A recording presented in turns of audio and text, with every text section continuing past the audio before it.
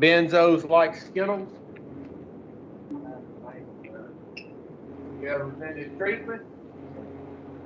I want you to do a lot of listening today. Do me a favor, go shut those doors like that. All right, the last time y'all were in here, we went over the instincts, is that correct? Yes, sir. Okay. What we're gonna do today, we're gonna run through 1, 2, and 3 real quick. Okay? So this is gonna tie into what we're getting into today, which is the 4th step. Okay? Now, the steps, the big book, it's laid out like this. They give you the problem, they tell you the solution, and then they tell you to decide which one you want more. Want to get into the solution, or you want to stay stuck in the problem? Now, that's how the book's laid out. And all through the book, they give you the same 2 alternatives. Stay stuck in the problem, or live in the solution.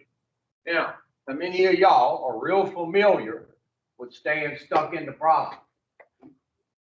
Now, is it your choice if you want to stay stuck in the problem or get into the solution? Yes, sir. It is. And if you want to stay stuck in the problem, look, as Bobby Brown said, that's your prerogative.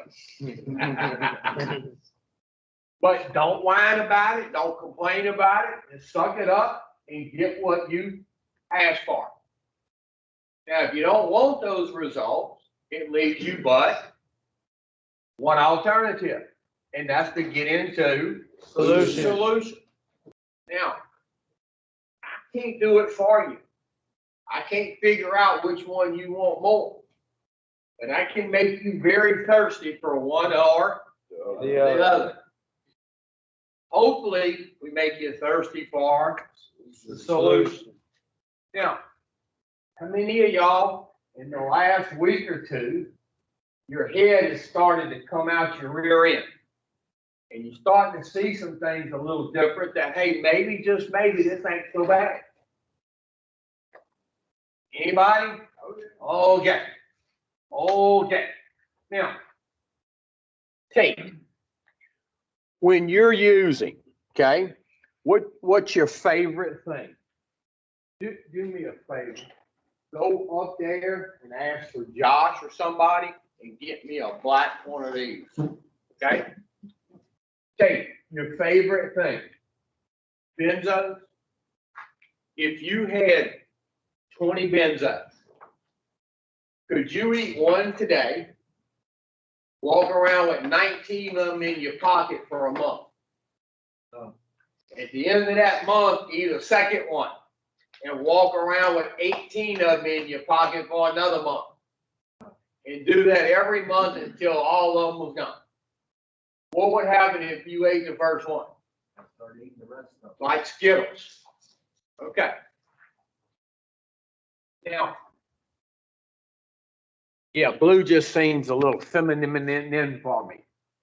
I got a voice problem too. Yeah, I don't know, bro. I don't think it's. This is on and they're on. Okay, well then, ain't nothing else we can do there. Just mute all. No, I don't want to mute all. It's on. Okay. So I don't know what it is. All right. Are those things charged? Yeah, they're great. They're good. Okay. So, how many of y'all, if you took your favorite thing and you put the first one in, how many of y'all would physically crave a second one? So what did your body make you do? Put More in. the second one in.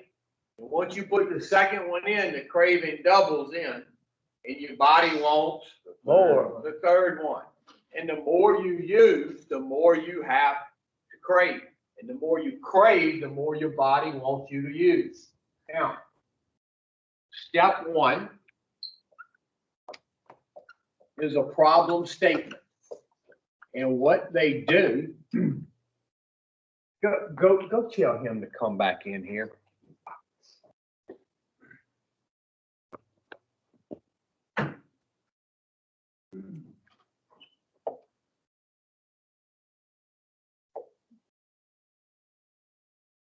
The problem.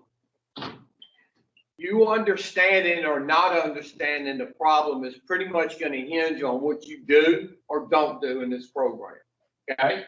Now, part of the problem centers in my body. That's physical. And part of it centers in the mind. That's mental. Now, the physical part that they refer to is what they call the allergy. Now, how many of y'all, every time you dump the first one in, this allergy gets set off and it produces a physical craving for another? And the craving, when it takes over, your body is now telling your mind what to do. Now, how many of y'all, if I told y'all, hey, look, I got 5 X-Lax tablets, and I'm going to eat them. Brother, you was out of juice in more ways than one. If I was standing up here and I told you, look, I got 5 X-Lax tablets, and then I'm going to eat them, and in an hour, I'm not going to shit. What would you think of me? You're absolutely right. That I'm not going to shit. Oh, no, that's like, I'm tripping, yeah, no, yeah, you're gonna be constipated. Oh, you gonna You gonna be shit. Field trip. You gonna be shit. I'm tripping, I'm sorry. Now, what would happen if I ate 5 X-Lax tablets in an hour? Ooh, you gonna be on that toilet for a minute. What if I couldn't get to the toilet? Oh, you gonna go find somewhere and find some leaves? You're gonna shit on yourself. Now, could any amount of willpower keep my body from shitting? No. So if I took those X-Lax tablets, those chemicals would start to work on my body would take over and tell my mind what to do, which is go Shit. Could my mind overrule my body? No. Now, alcoholics like me, I take this other chemical called alcohol in any form, liquid, powder, pill, rock, and I put that substance into my body. It starts to work on my body. My body takes over and tells my mind what to do, which is go get some more. Now, the physical craving, the only way I can set it off is if I put The first one in. now, the first one that sets everything in motion. Chevy, is it an act of the body or the mind? Okay. This is what sets everything in motion. This is what remember what we said? This is what keeps telling me to start everything going again. And once I put that in, it's pretty much a wrap. I'm going to set the allergy off, produce the craving, and end up on a spree. Now, every alcoholic knows when they come up off a bad spree and shit starts closing in on them, they sing the alcoholic's national anthem. I'll never do that shit again. Now, how many of y'all have swore up and down you wasn't going to put that shit back in your body? And sometimes the same hour that you say you're not going to do it ever again, you do it again.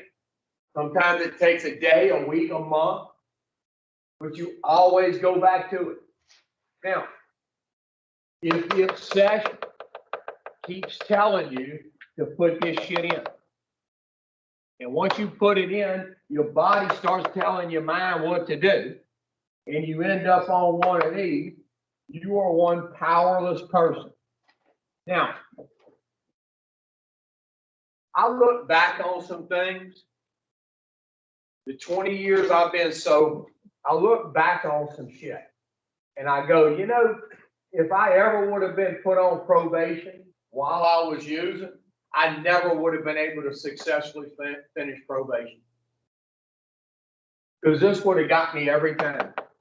How many of y'all have ever been on paper? And they told you, they said, hey, look, you just signed some shit saying you gotta come pee for us when we call you. And if you pass every one of them, we good. How many of y'all knew up here, if you failed another pee test, you were gonna go do some time? And that did not sway you one bit. Because when the obsession kicks in, it overrules all of that shit. And it tells you some shit like, well, they won't call my color this week. They've been calling the son of a bitch for 40 years. But the obsession will tell you they won't, they probably won't call it till like fucking Wednesday. And you do the math in your head, you say, well, it's Friday night. If I stop using by Saturday morning at 1 a.m., I start drinking a lot of water, I'll be okay Monday morning if they call my color, which they won't. Yeah. Now, how many of y'all have done something like that? See what you failed to put into the equation? Come 1 a.m. Saturday morning, this bitch is on you. And somebody shows up with the mother load, and you go, I'll just have to go do my time. How many of y'all have done that sort of thing? Now, obsession. Can we do something about this? We can. If you quit doing what you want and start doing what the steps I ask you to do. Now, can we do anything about the physical allergy? Nothing. If you got it, you got it. But if you do something here, guess what you'll never put in you? And if you never put the first one in you, that becomes a moot point. Now, if you have this problem, this should become very interesting to you, the solution. And it works on that problem. Now, how many of y'all sitting in here have tried buku solutions to this problem that you really haven't understood quite good yet? And all your solutions have failed and failed utterly. Now, how many of y'all, when y'all come up with one of these brilliant solutions on your own, you go, now why didn't I fucking think of that before? And at that moment, how many of y'all think y'all related to Albert Einstein, you're so smart to come up with that solution? And when you fall flat on your face, which you do every time, because that gets you, you go, when you come up there, you go, why did I think that was going to work? I should have knew it wasn't. But when you think of something at that moment, how many of y'all go, I'm a pretty smart old boy thinking of that. Isn't that crazy? Yeah, it is. I love that. Now, look, I certainly don't want to temper your enthusiasm because I think you got a little bit. Okay? But you got to do some things different. Now, you know God gave you 2 ears and 1 mouth, right? For a reason.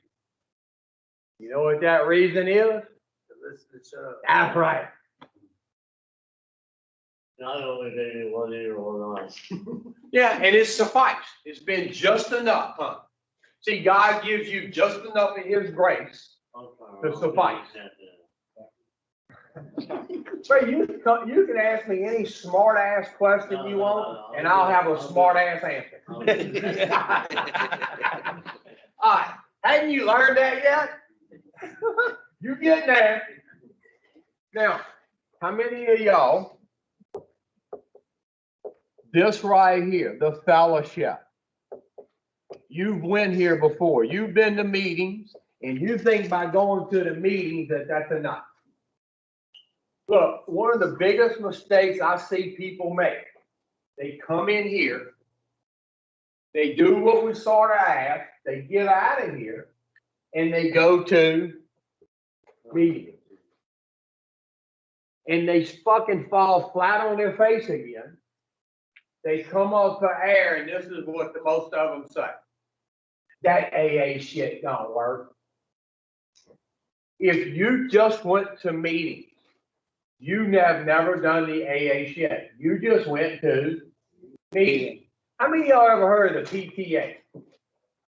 That's the Parent Teacher Association. That's where I did not want my mama going. Because they would tell her what kind of a little bad person I was. Now, the Parent Teacher Association, if you went to some PTA meetings, would that make you a parent? No. What would make you a parent? About your No, kids. you'd have to take some fucking action and have a child to become A parent. a parent. Sitting at PTA meetings, that doesn't make you a parent. And sitting at AA meetings does not make you a member of recovery. It makes you a member of the fellowship. Now, who can join the fellowship? Any jackass in the world.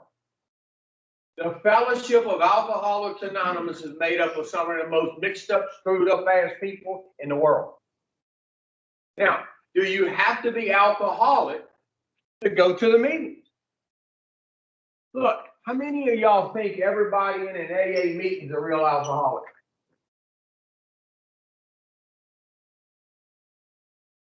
Huh? Not many of them actually are. Oh, I think a lot of them are. Now, everybody in an AA meeting, just because they're in there, don't assume they're actually alcoholic. Look, let's say Fred. Fred has not drank in 20 years because he's one of them normal people. He goes to a Super Bowl party. He has 2 beers. Look, 2. He gets in his car at halftime and drives home. He runs a stop sign and gets pulled over. Cop smells beer on his breath. What's he gonna get? DUI. He's gonna go to the judge, and the judge will say, hey, look, man, go to 90 meetings in 90 days, do this shit and that shit, and we're gonna throw it all out. What the hell you think Fred's gonna do? He's gonna start going to meetings, even though he's really not alcoholic. He's gonna go to the meetings. He's gonna like the camaraderie. He's gonna like the fellowship. And he's gonna get a lot of this at the meetings. So, guess what Fred's gonna do? Keep coming back. Now, does he have to take the steps to stay sober? Because he's really not an alcoholic. Let's say little Johnny. His buddy gets in his brand new car, and his buddy leaves a half of a roach in the ashtray. And little Johnny's mama finds it the next day. And she tells little Johnny, you're going to go to some of them AA meetings, and if you don't, I'm going to take your car away. What the hell you think little Johnny's going to do? He's going to go to some of these meetings. He's going to like some of the people he meets there, especially the girls. So what little Johnny going to do? Keep coming back. Does he have to take his steps to stay sober? No. Now, how many of y'all go to some of these meetings and you know you're supposed to get something called a sponsor? So little Johnny's been around the meetings for a little while. He shares some pretty good shit that he heard somebody else fucking say. So you go up to little Johnny afterwards and say, hey man, I need a sponsor. Would you sponsor me? And little Johnny goes, fuck, I'd love to. Probably the first time anybody's ever asked me. So you, the real alcoholic, say, well, what do I do? He says, just keep coming back till the miracle happens. Now, you are the real deal. So do you have to do the steps to stay sober? But little Johnny just got you going to meetings. Call me every day. And y'all talk about nothing recovery-wise Y'all talk about everything under the sun except the fucking steps. This gets through, you use again, and when you come up for air, what do you say? That AA shit don't work. That's what you say. So don't assume everybody in an AA meeting is an alcoholic. Now, how many of y'all in here are addicts? Okay. How many of y'all in here are alcoholics? How many of y'all are in here alcoholics and addicts? So you don't know what the fuck you are. Now, I'm going to show you what an addict is. You got to listen. It's difficult. Now, I want you to look up. Look up. This white thing here, what is that? That's a snot. That's a ceiling.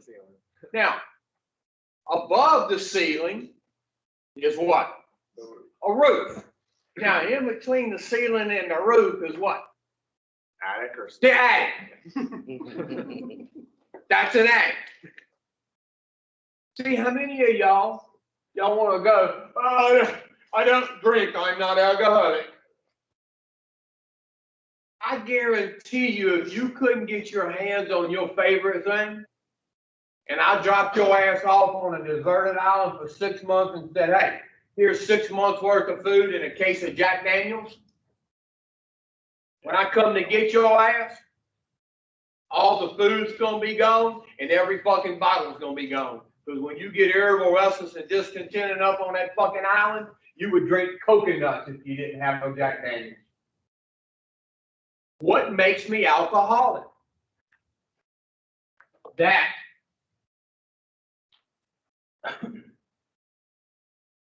Anytime I put any form of alcohol into my system, liquid, powder, pill, rock, whether I snort it, smoke it, inject it, drink it, I get the same results. I set this off, it produces that, and I want more. And I end up on one of them right there. Now, you can call yourself whatever you want. I don't care. But plain and simple, if you put crack and Crown Royal in front of me, they will sort of neck and neck. But I am not no damn addict. I am an alcoholic because I have this physical allergy that every time I put one in me, I want more. And that's what makes me alcoholic. Now, step one, they tell me the problem. Step two, we're talking about what? And part of the solution is going to the meetings. The other part of the solution is actually doing the steps. And the directions for the steps are in the first 103 pages of the big book. You see this book right here? This is the only book that has directions for the 12 steps. The only book. Now, how many of y'all, you open this book up and it sort of sounds to you like some Chinese algebra? Now, let's say somebody gave me a book of Chinese algebra written in Chinese. And he said, if you don't pass this test, we're going to kill you. And they said, this guy right here, he knows Chinese and he knows algebra. He can decipher this book for you. Would you listen to whatever he told you? Yes. Look, when y'all guys come in here, we give you this. To you, it's like Chinese algebra written in Chinese. And you got somebody that knows how to read and interpret Chinese and he knows algebra. So you should be willing to listen to anything he tells you. Unless you're going to die. You may not die physically, but spiritually and emotionally and mentally, you will die.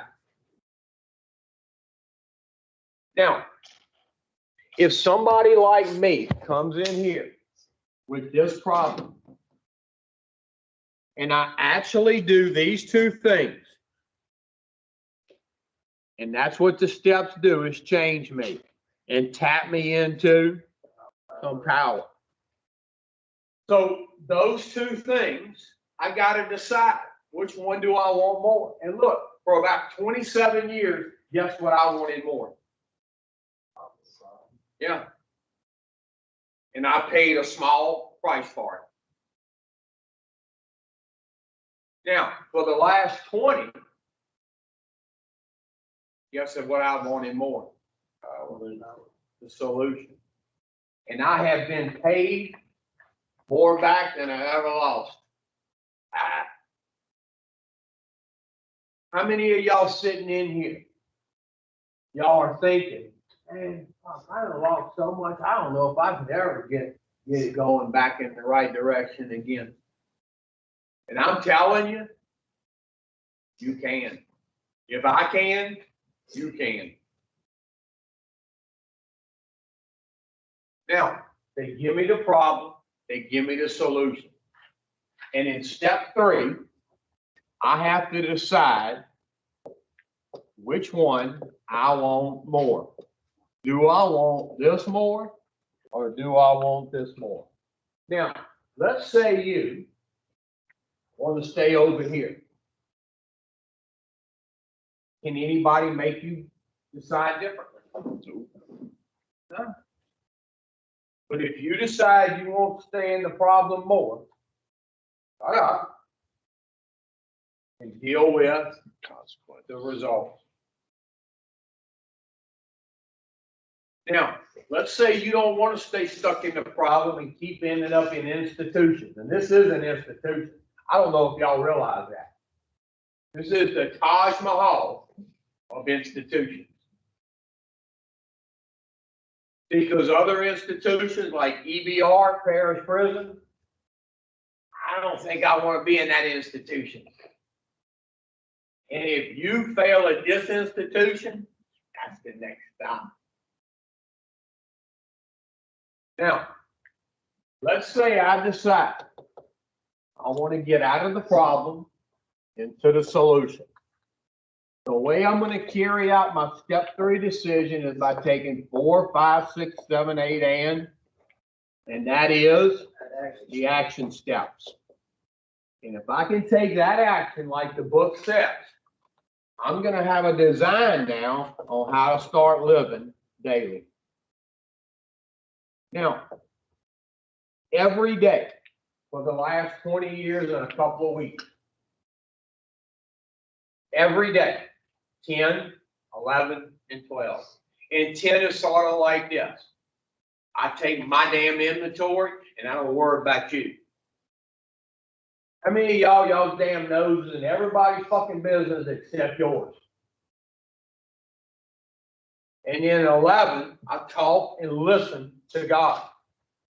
And in 12, I try to help his other children. That's how simple this is. You start doing that now?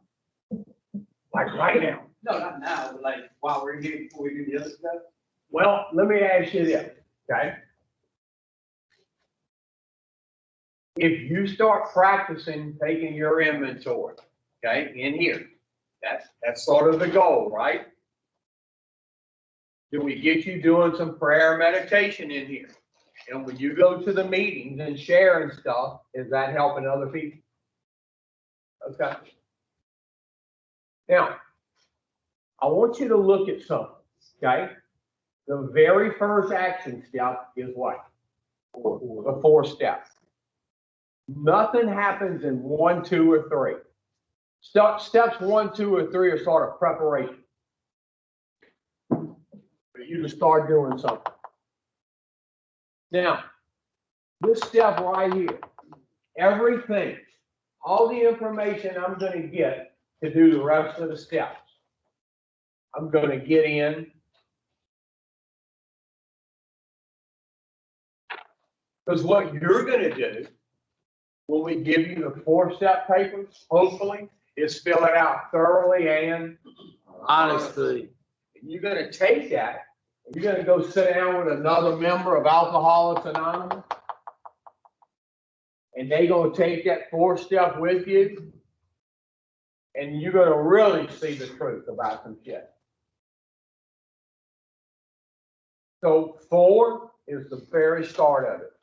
Now, let's say you will not do a 4-step, because it won't be you cannot. It would be you will not. Now, how many of you guys sitting in here right now, you've got 1 or 2 or 5 or 18 things that has happened to you, or you did to somebody else, and you don't want nobody to know that shit? Everybody sitting in here, that's it. I promise you, you've either had it done to you or you did it to somebody else. Now, the 4-step, that's what we're gonna talk on. How many of y'all did your 4-step in here? So, I'll start knowing. Where are you at? I'm on column 3. Where are you at? I'm at, Crystal Project. Okay, have you done yours? I just write names down right now. Okay, who else? Where are you at? Wow, let me ask you something. Did you get thorough and honest? You know, when I ask somebody that question, I either hear, oh yeah, or I hear, well, yeah. So I'm gonna ask you again. Did you get thorough and honest? Only you and God know that. Now, how many times have you attempted this? Have you ever been thorough and honest? So look, have you ever been thorough and honest? Huh? This time. No, I'm talking about the pre. I asked him. Whew. Okay, and what kind of results did you get? Did you stay stuck in the problem? So that would be. Have y'all been hanging out together?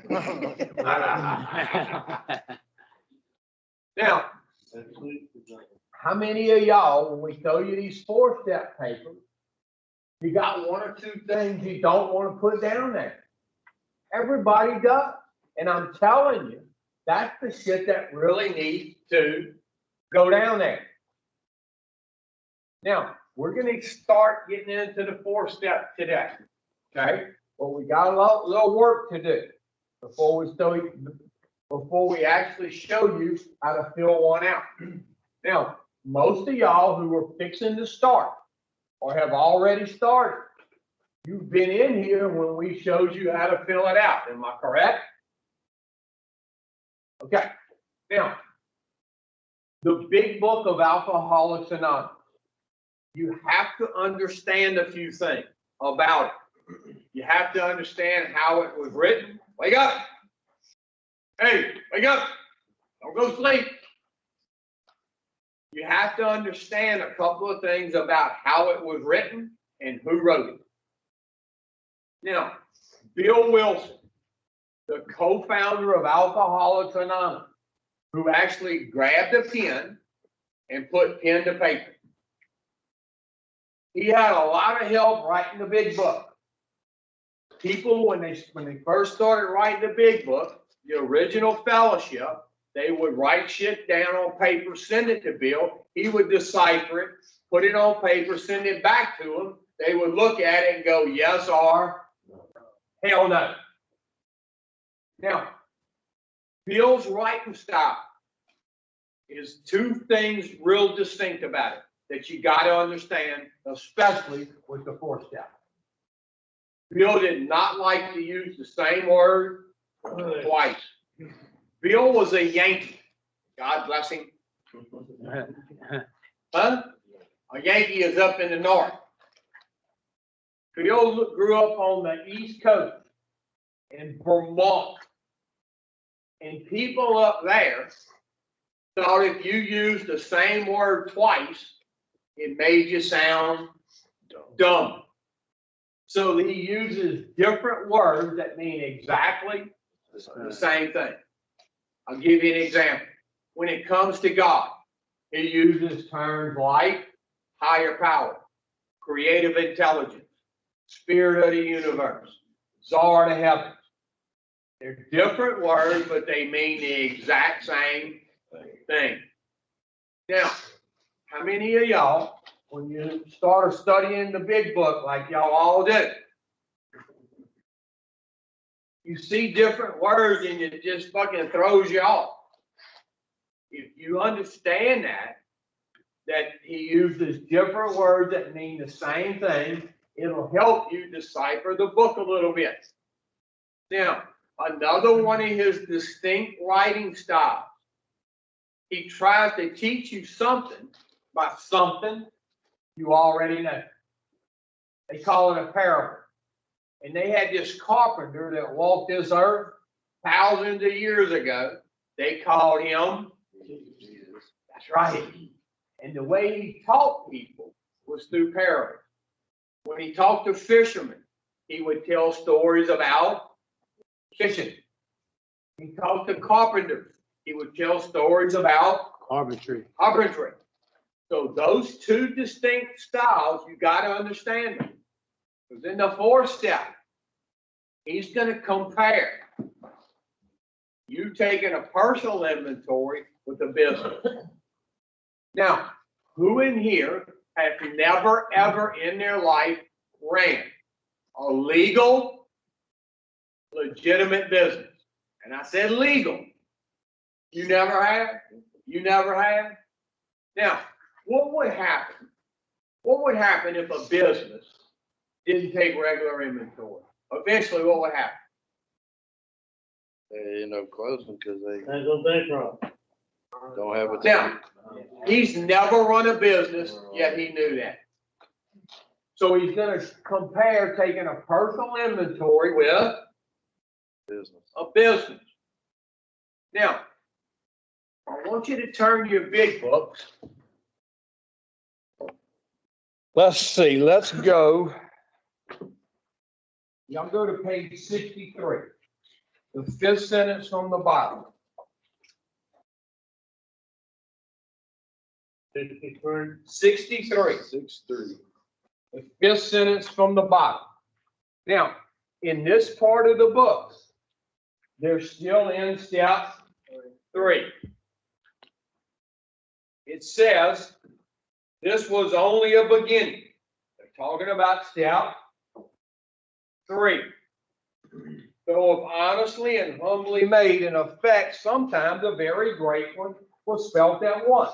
Now, most people in this fellowship, like 99% of them, who make the step 3 decision, nothing happens. Nothing. Now, every now and then, you got some who will have what we call a spiritual experience. That's something that happens like, bam. Now, I would be safe to say if you haven't had that yet, you're not going to have that. I would say what most of y'all are going to have is the awakening. See, and as you take each step, guess what you do a little bit? Awake. And when you get out here, that's when your head really comes out your butthole. And you really see things different, like the sunlight of the spirit. So, are you going to have the experience or hopefully the awakening? Hopefully the awakening. Hopefully the awakening. Depends on what kind of work you do. You do the action steps and follow it up with 10, 11, and 12, I promise you, you're going to have a personality change or a spiritual awakening. Now, back in the book, it says next. See, after I make the decision, it says next. I launch out on a course of vigorous action. The first step of which is a personal house cleaning. Look up here. They told you what the first action step was. Now, I don't have a misprint, and neither do you. It does say personal house cleaning. Not everybody else I come into contact with personal house cleaning. How many of y'all in here are excellent at taking everybody else's fucking inventory? Well, when it comes time to spot your own shit out, you're blind as a damn bat. Now, if we can flip that around, if you can get as good taking your inventory as you are taking everybody else's, you know what most of y'all would quit doing? Fucking complaining about everything. Like the world owes you something. See, people like me, before I come in here, I was real good at spotting your shortcomings and your defects out. But I couldn't see in front of my damn nose. Now, old people, and that ain't me yet, that's you.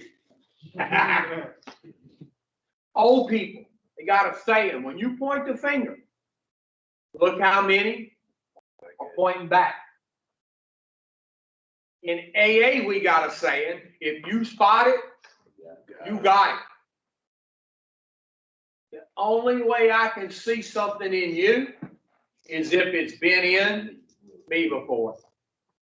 How many of y'all, when y'all come in here, y'all actually think I'm talking about y'all? Have we ever met before you came in here? No, sir. I don't know you do it. So I really can't talk about you, Ken. No, sir. And how many of y'all think when I ask you some shit and put you on the spot that I'm talking about you? I don't know you. I'm telling you how I used to be. And when it makes you mad as a, then I know you're a lot like I used to be. And then that tells me, if you like I used to be, it's over for you. Amen. See, how many of y'all are so self-centered, you think everything's about you? Yeah. It's all about you. And it ain't. Now, people like me who learn how to take inventory, talk about it, see some things, and make amends when wrong. When I learn how to do this, see, I can continue to do it in 10. Now, I want you to listen to this. This is one of them things, if you get nothing else out of today, I want you to listen to this. People who continue to take their own inventory every day, all day, guess what they know about themselves? Huh? They're an asshole. Yeah. See, you spot it, you got it. Now, this is what I know about me.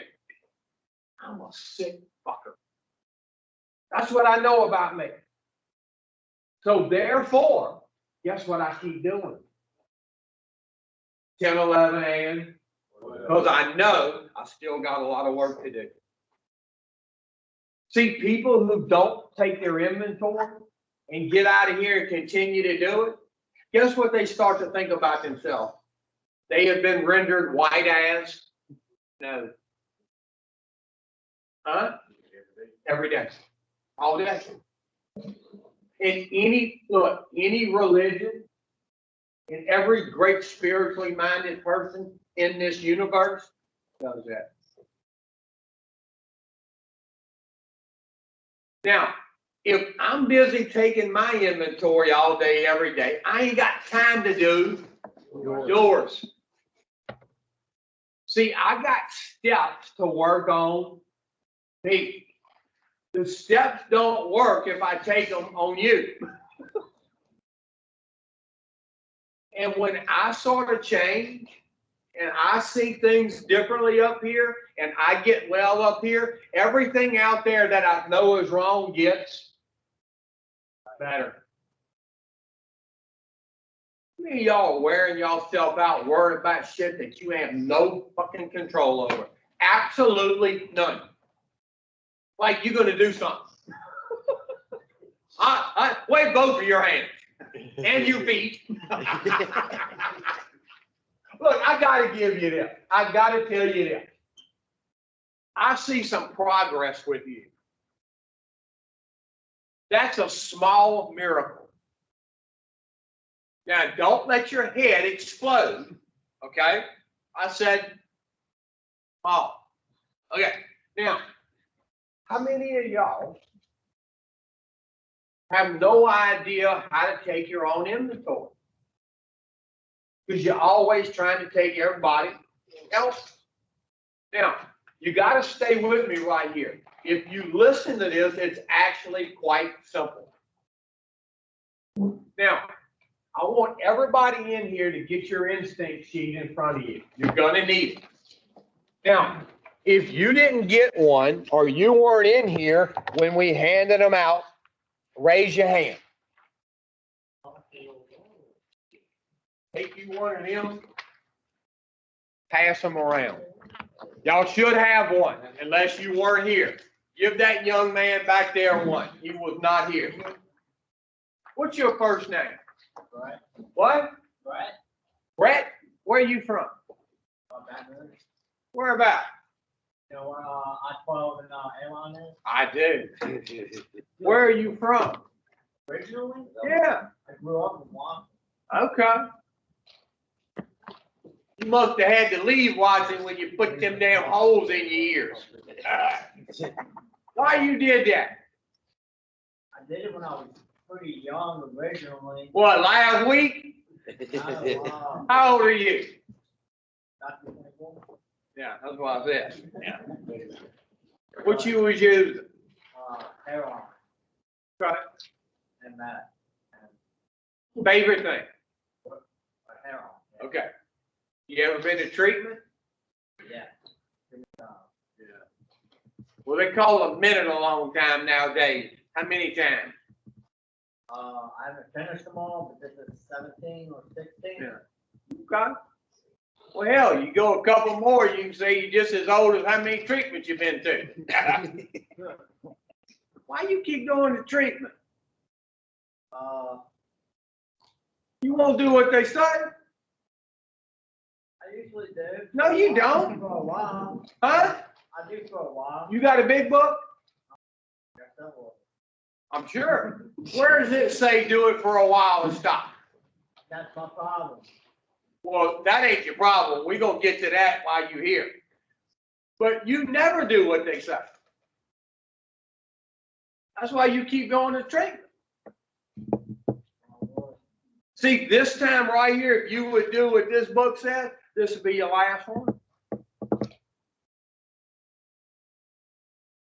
Now, up here, back up here. Hurry up. He asked me, do I take my inventory? What was the question? How'd you ask? Put it to me. Do I still? Do it every day. Yeah. You asked me, do I do it every day? Yeah. Okay. I take inventory every day, all day. Now, you got to stay with me, and you got to listen to this. When I get a resentment, okay, when I have a little fear going on, when I have some guilt and remorse, that's when I spot check shit. That's when I do the 10 step. Right then and right there. I don't wait. Now, if I get a resentment, who in here can tell me why I get resentment? Why? He said because my instincts got stepped on, which is correct. So what that tells me, you have listened to some of these you've been through. Now, stay with me. I'm telling you, this is so simple that it'll blow your doors off if you actually get it. When I get a resentment, it's because one or more of my instinct has been threatened. Either the social instinct, the security, or the sex instinct. Now, when my instincts get threatened, I'm going to get a resentment. Now, instead of pointing a finger at you, I go, okay, which one of my character defects is cropping up to affect the instinct. But see, they're my instincts. And if you affect them, it's not your fault, it is my fault. So when my instincts get threatened or affected, I don't look at you. I turn the finger back to, and I say, okay, which character defect is cropping up to aggravate your instincts?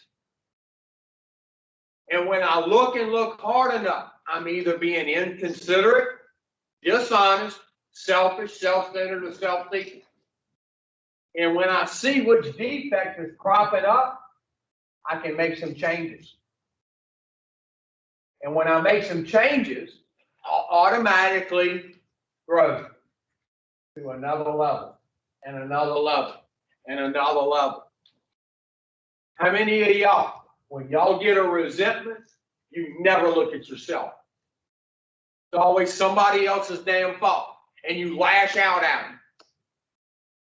I'm telling you, if you get resentment, it's nobody's fault but yours. Now, yesterday, when you slammed my door like you were 5 years old, you had a resentment. Yes, sir. Right? Yes, sir. Okay. I want you to look at that social instinct. What's the first one? Companionship. Was it affected? Yes. Read it. What's it say?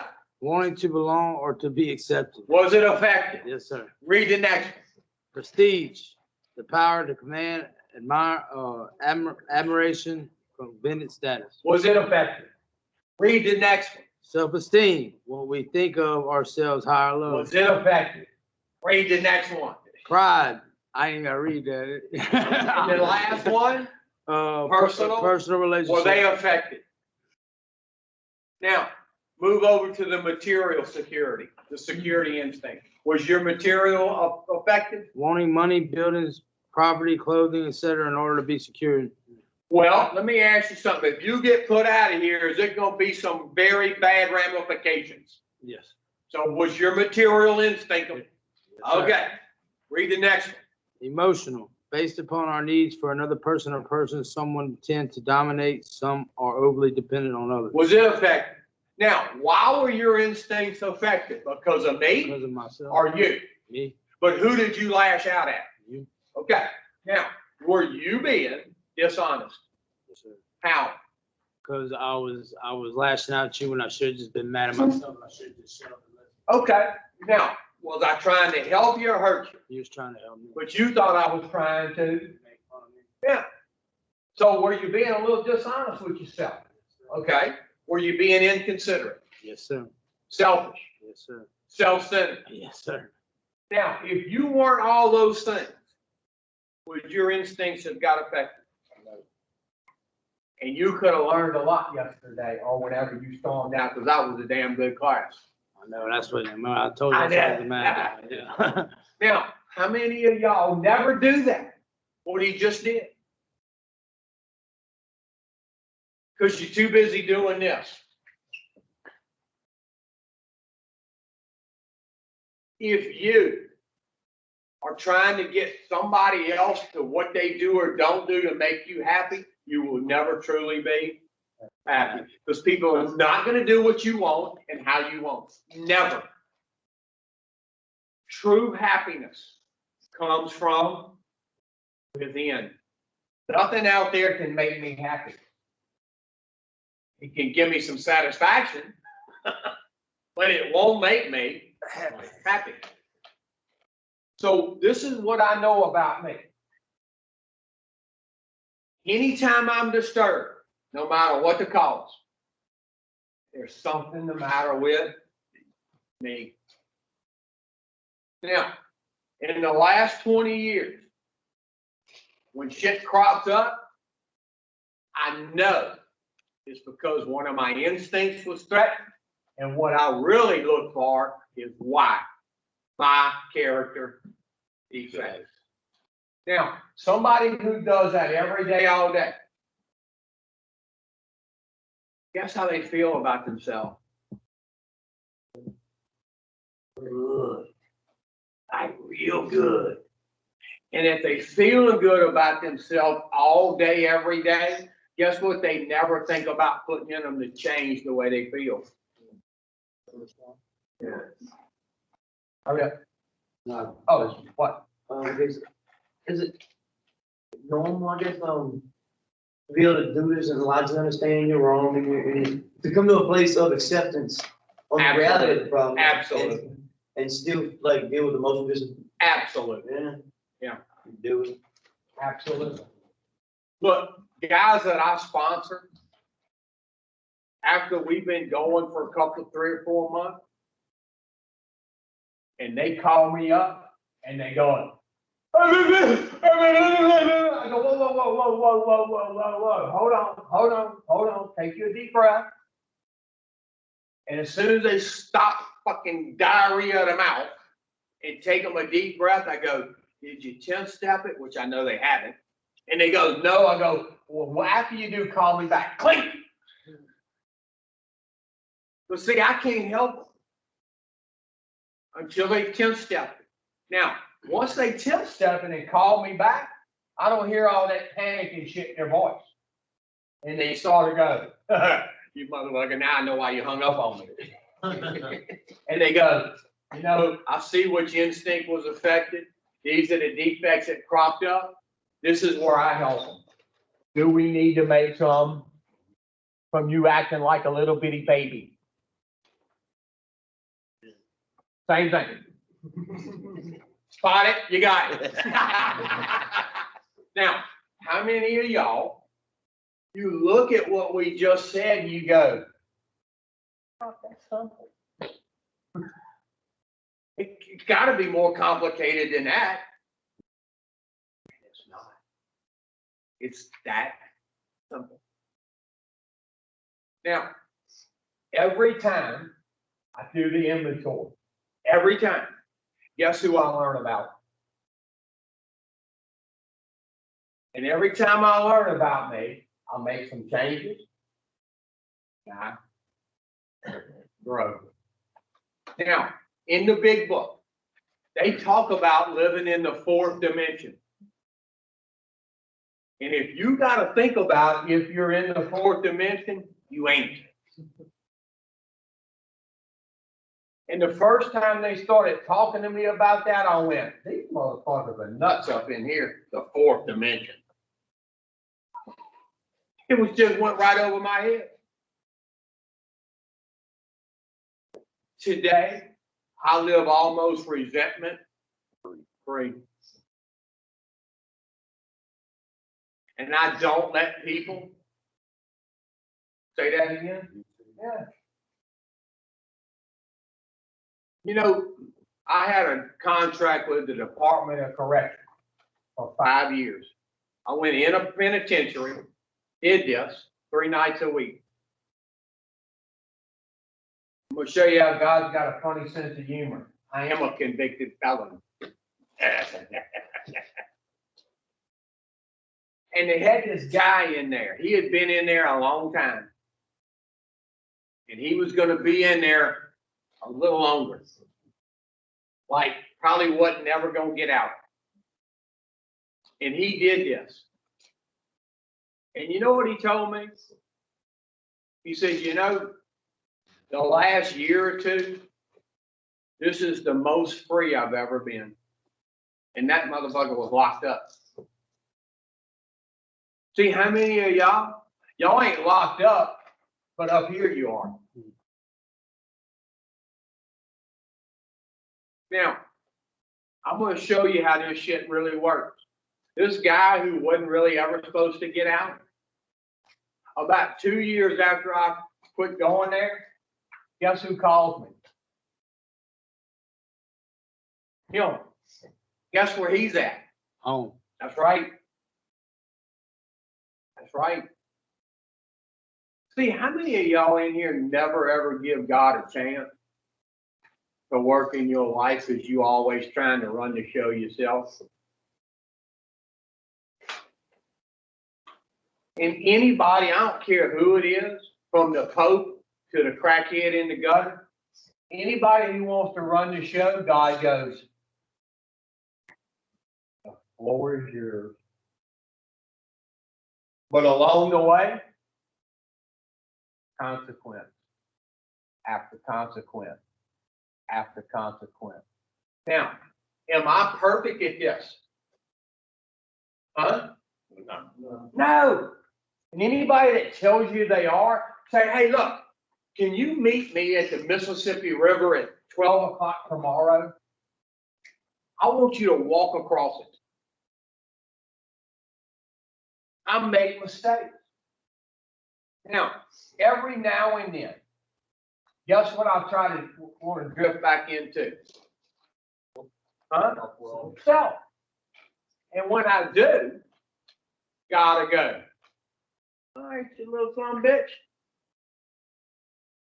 And he'll drop a little consequence on me. They minor today. Like maybe a disagreement with somebody, an argument with somebody. Real minor. And when I start getting some of those little minor consequences, I go, I got you, dude. I got you loud and clear.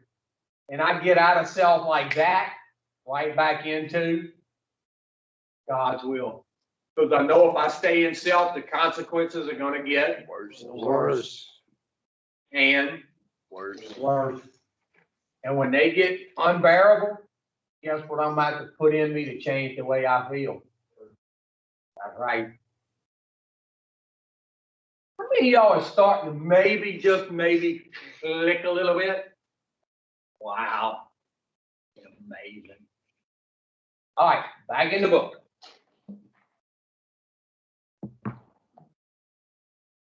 We're on the top of page 64. We're going to start with the first full sentence. Though our decision at step 3 was a vital and crucial step, it could have little permanent effect unless at once followed by a strenuous effort to face and be rid of the things in ourselves which had been blocking us. Now, how many of y'all want the step 3 decision to be permanent? Well, they telling you, you got to follow it up with some strenuous action. And if you don't, it'll only be, that's why y'all keep coming in and out of treatment. In and out, in and out, in and out, in and out. Because you won't do the damn work. Now, I want you to close the book right now. I want you to listen to this. He talked about the things in myself which have been blocking me. Now, how many of y'all have ever said this, felt this, that you had God blocked out of your life? A lot of us say that, feel that, think that, and it's impossible. There's no way you got God blocked out. Because God is in every man, woman, and child. You don't have him blocked out. You got him blocked in. How many of y'all have a bunch of resentment on top of God? How many of y'all have a bunch of fear on top of God? And how many of y'all have a lot of guilt and remorse from the harms you've done to loved ones on top of God? So do you have him blocked out or in?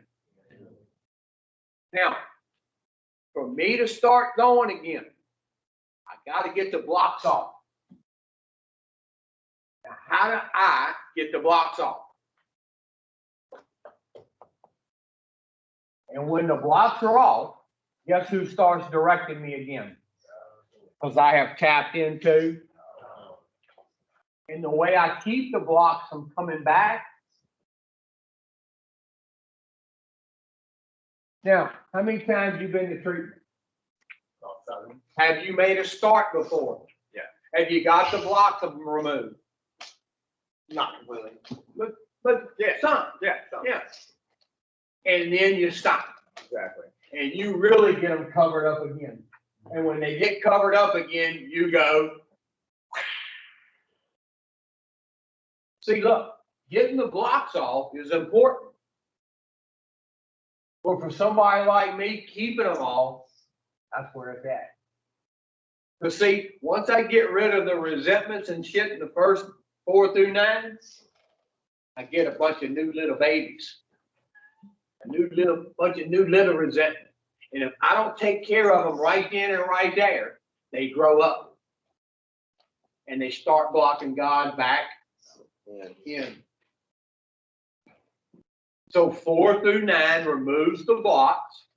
10, 11, and 12 keeps them from coming back.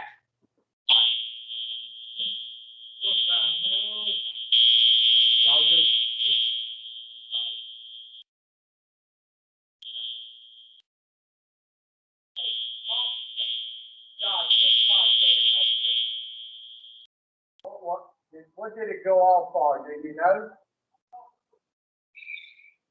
Y'all just act like an adult right now. Okay. Now, back up here. Back up here. Y'all can run fast. How many of y'all in here, when you get a resentment, it blocks you off from the sunlight of the spirit? And it puts you in one of these funk moves where nothing ever goes right and everything you do is wrong. Now, they're fixing to get into the inventory. They're going to compare taking a personal inventory with a business, okay? I want you to go back in the book where we left off, page 64. Look, y'all shake back. Come on, shake back. It's okay. Yeah. That somebody would have went off and they had a bunch of dope on the table, you wouldn't have moved.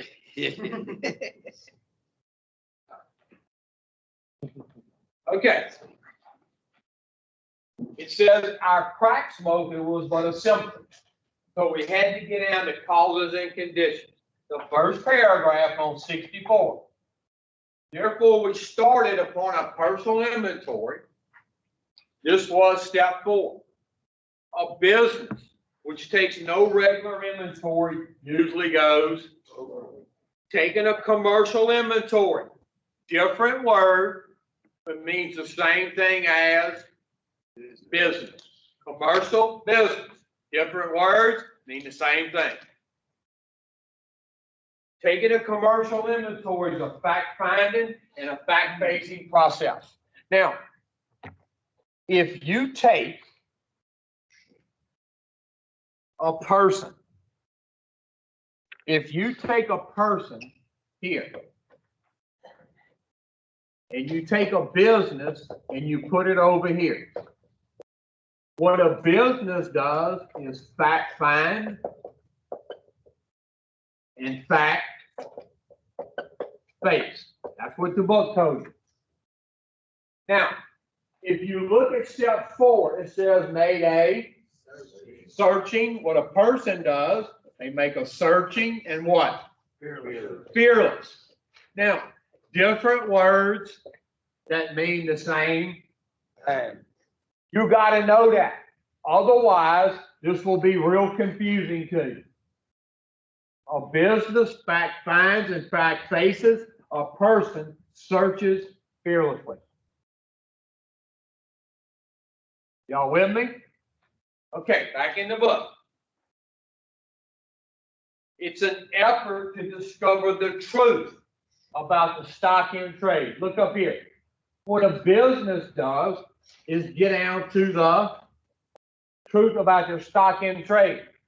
What a person does takes a searching and fearless moral. Moral means one thing. Truth. Different words that mean the exact same thing. You got to know that. If you don't know that, the book will go sound like some Chinese algebra written in Chinese. Now, I want you to close your book. Let's say Chevy. Let's say Chevy had a shoe store. Where are you from? Where? Where about? Where do you stay right now? Right now, close to Sherwood. Okay, let's say he had a shoe store on Sherwood Forest Boulevard. And he had another shoe store on Florida Boulevard. That's about a block or two away. Chevy woke up every morning and his nose was always in the other shoe store's business. What would happen to his business? Would it suffer? Now, let's say he's at his shoe store now.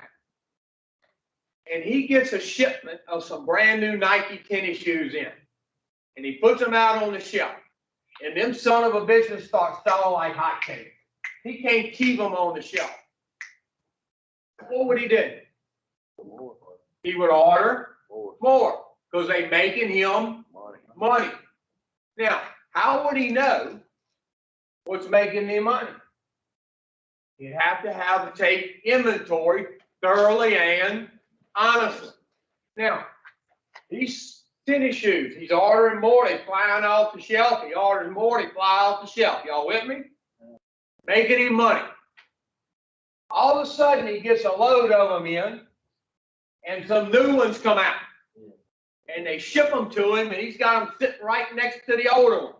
Now the new ones are flying off the shelf, and the old ones are just sitting there collecting dust. What would he do? Discount them. What? Discount He would discount the old ones because they're not making him any money, and they're taking up shelf space.